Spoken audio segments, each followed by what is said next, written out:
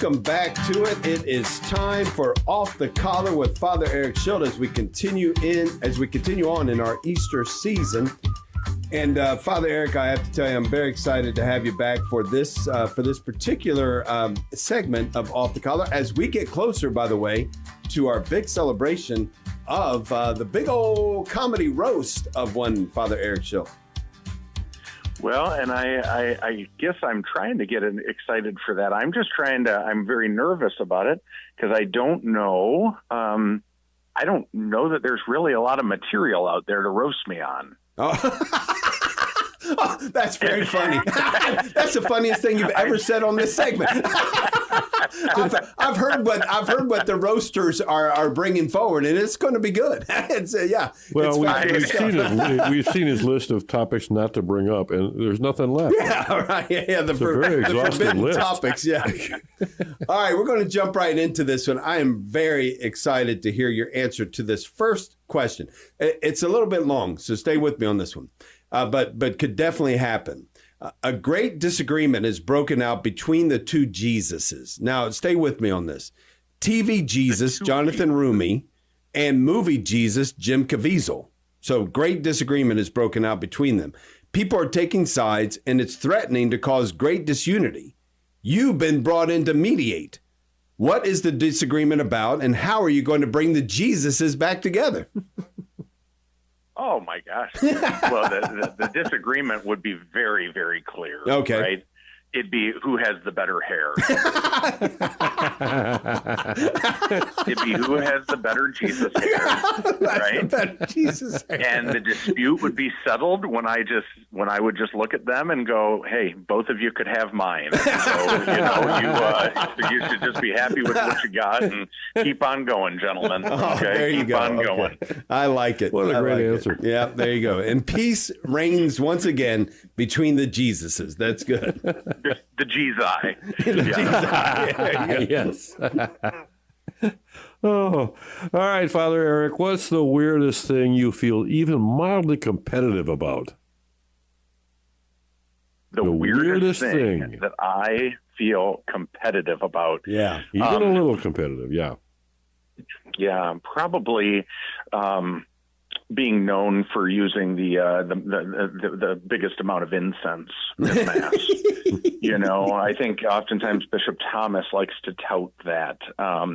But I mean, I think we all really know that I'm the winner of that. And so, so I like to, I am a little competitive about my smoke and the holy smoke, and all of my altar servers who do it, they know that I'm competitive about it, and they've adopted that to the dismay and to the happiness of some of our parishioners.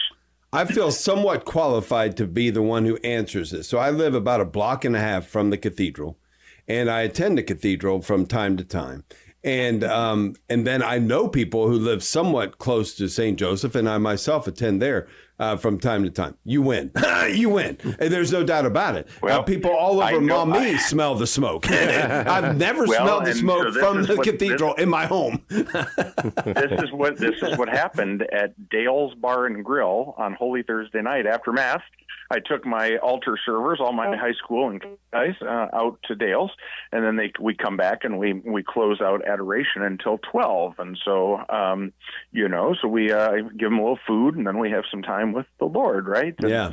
So we walked into Dale's Bar and Grill, okay, about 15 of us, okay, including Father Kidd and Father Momini, okay? And the owner, Kane, comes up to me and he goes, "Oh, you guys smell like incense." And I went, "Praise be Jesus, Catholics for the win. Here we go." There you go. This is so in the midst of all of in the midst of a bar, we incense reigned, which was great. Adding some ambiance there to Dale's. Oh my gosh, absolutely. So yeah, I'm very excited about that. Now again, I have to say, a couple weeks out from the big old comedy roast and toast of Father Eric Schild. Speaking of Father David Kidd, he's a little overly excited. He's got quite the slate. Well, yes, I would use the term giddy. Yeah, he's giddy. Okay, he is giddy. Okay, and he might be so excited about this, it might even be sinful. I don't know. I think he's, looking to, but again, he's one living with me. I don't know what he would possibly have to say. Well, and then Deacon Joe, a bit happy about it. And then you've got someone on staff there who seems happiest of all. Abby. Yeah, Abby still is I don't know her, but I will just tell you, she seems over the moon to be on the slate. Yeah, but a little fearful too. Well, you know what I got to tell you guys. I think that there's some other people, like my sister-in-law. She goes, "Oh, they should have called me." I said, "Oh, there's a reason I didn't give out phone numbers." You probably could do another one of these in the fall. We'll do a follow-up. To give you more ideas. All right, here we go with question number 3, and this is a big one, and one I know a lot of people ask. With all the great examples and teachings Jesus left us during his lifetime, why was it important? Why is it important that he died for us and rose from the dead? Sure.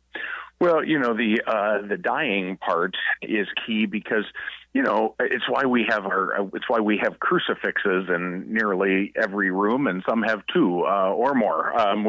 Us Catholics love our crucifixes, and we need those up because we understand that Jesus in his humanity understands our suffering. Right. If he was just if he was just God that, never endured any, temptation or suffering or anything like that, people are like, oh, yeah, well, I wish I could be like that, and kind of write him off. Right. So I think, his death helps us to know that he gets what we're going through. He gets it. Right. And he can meet us there, and that's really that's a blessing for us. And I think for me personally, it's just like, wow, when you kind of look at him sweating blood in the in Gethsemane, and all of this, you just go, wow, he gets it, he understands, right, where we're at. But there were a lot of people who died back in the day, and there were a lot of people who died by crucifixion. And so, there was one person who rose from the dead. Now, there were people who were brought back to life, but they died again. Okay. Right. There was one person who rose from the dead, and it's Matt Maher does a great song, Because He Lives. And it's because he lives, I can face tomorrow. Because he lives, I can face tomorrow. And so the hope of the resurrection is that, death doesn't have the final word, and suffering does not have the final word. And so here we are, being able to move forward in life and journeying towards our heavenly homeland, right? And that's a powerful thing. So we can never lose sight of that. Love it, love it, love it. Fuel for our journey as we continue on with this Easter season. Thank you, Father Eric. Always great to go off the collar with you, and every answer outshines every question. So thanks for that. Have a blessed day. Happy Easter. Take care. Yep. God bless.